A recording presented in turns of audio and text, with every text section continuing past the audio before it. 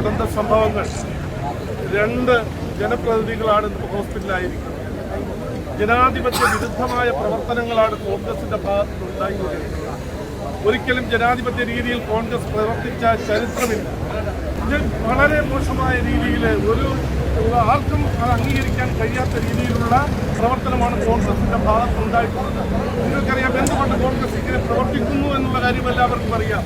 കഴിഞ്ഞ 3 പൊതു തെരഞ്ഞെടുപ്പിൽ മത്സരിച്ച് ഭാരതീയ ജനതാ പാർട്ടിക്കെതിരെ NDAക്കെതിരെ മത്സരിച്ചിട്ടും 100 അംഗങ്ങൾ തികയ്ക്കാൻ ആ രാഷ്ട്രീയ പ്രസ്ഥാനത്തിന് കഴിഞ്ഞിട്ടില്ല എന്നുള്ളത് യാഥാർത്ഥ്യം മുന്നിൽ വെച്ചുകൊണ്ടാണ് ഈ പ്രതിഷേധത്തെ നമുക്ക് വിലയിരുത്തേണ്ടത്. അതിൽ നിന്നുണ്ടായിട്ടുള്ള ഒരു മോഹഭംഗമാണ് പ്രിയമുള്ളവരെ ഇന്ന് ജനാധിപത്യത്തെ ധ്വംസിക്കുന്ന രീതിയിലേക്ക് കോൺഗ്രസ് ചെന്നെത്തിയിരിക്കുന്നത്.